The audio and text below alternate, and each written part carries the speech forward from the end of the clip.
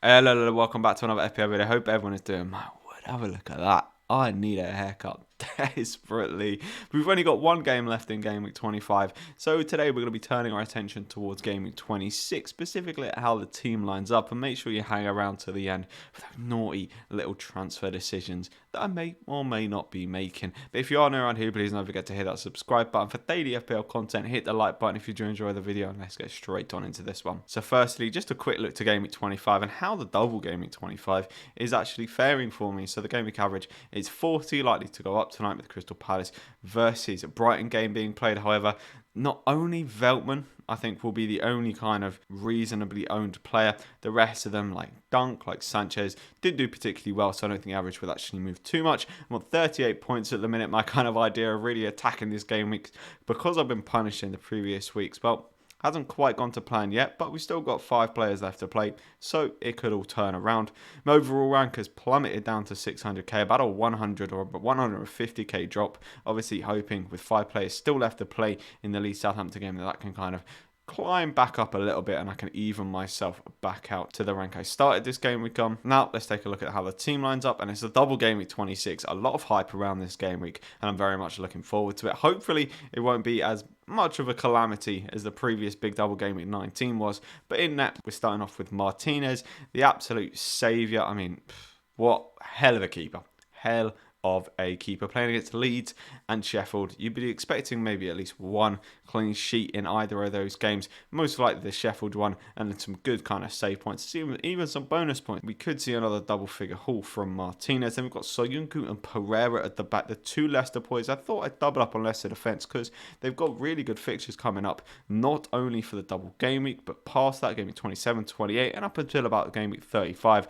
Leicester assets are very, very playable. Then I've got Diaz, the main man in there for Manchester City. Will he see some rotations? I hope not, playing against West Ham and Wolves, who very much expect City to kind of wrap up the kind of easy clean sheets in these games, and hopefully Diaz can get on a few bonus points and maybe just get like a standard 12-13 pointer to tick us over. Then moving on into the midfield, and the big kind of first red flag in this team is Jack Grealish. I wildcarded this past week. I kept in Grealish because I wasn't really sure. I heard the rumours before that he could be potentially injured, but I didn't want to kind of just go off a rumour. Obviously, it's come out that he is injured.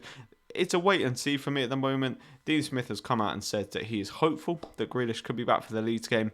I doubt it, but then the big decision for me would be, well, if he's not going to play for the Leeds game, but he is going to play for the Sheffield game, then that'll be a very, very tough decision to make. I'd almost lean on the side of keeping him, to be honest, but that's a decision that I will make when it comes to it. Then we've also got Fernandes, we've got Son, and we've got Gundogan. Bruno Fernandes is the highest scorer in FPL and is basically just essential. If you don't captain him, he basically, he sinks your rank if you don't captain him and he does well. But he's also a player you just have to own in your team. If you don't own him at all, then he will sink your rank even further. So Bruno Fernandes is definitely one I'm pleased to own. Playing against Chelsea and playing against Crystal Palace. Crystal Palace, daylight robbery against Brighton. How in the world did they win that game with 2 touches in the box?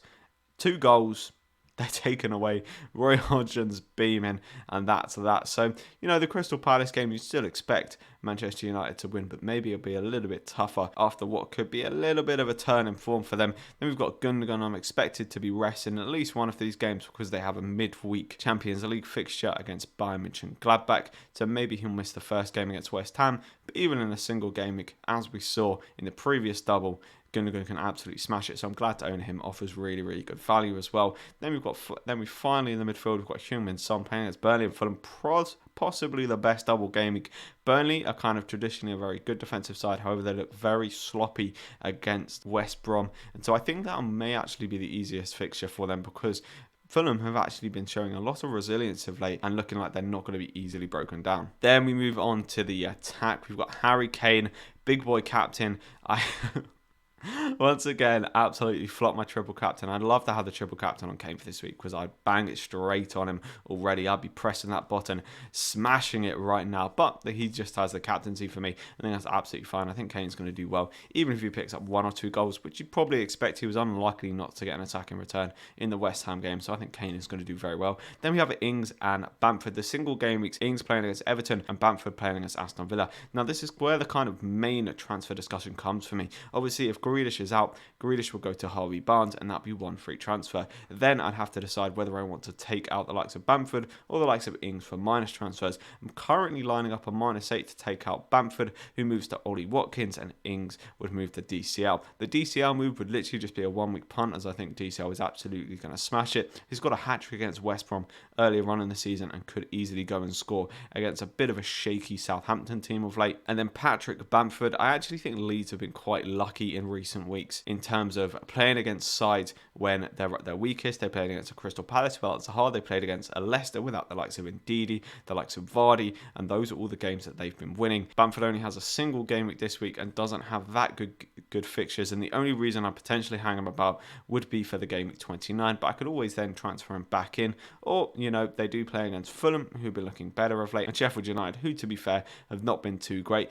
But in terms of taking the -4s, the way I'd look at it is Watkins would have to beat Bamford and DCL would have to beat Ings by 2 points. That's because Watkins and DCL play the extra game, so they'll get 4 starting points, whereas Ings and Bamford will only get 2. So the -4 turns into effectively a -2. And so do I think over the period of 2 games where Ollie Watkins plays against Leeds and he plays against Sheffield that he'll beat Bamford by 2 points? I think he could. The DCL and Ings ones is interesting because I think Ings has quite a good kind of haul potential, but so does DCL against West Brom, so I'm definitely leaning towards that. I'd then be probably looking at a DCL move back to Danny Ings, but I'll kind of see how Danny Ings plays tomorrow against Leeds, and if he absolutely smashes it, I'll probably maybe move away from that transfer, but the Ollie Watkins one is definitely one that I do like. So this has been a very, very quick look ahead to game week 26. The double game week, I'll be bringing out more stuff on wildcards, free hits. Go check out the 2 essentials videos that I've been putting out, the players to avoid, the players who are kind of solid picks, and the players who are the essentials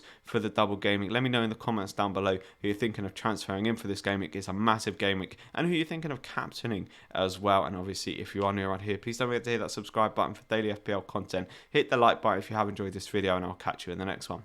See ya.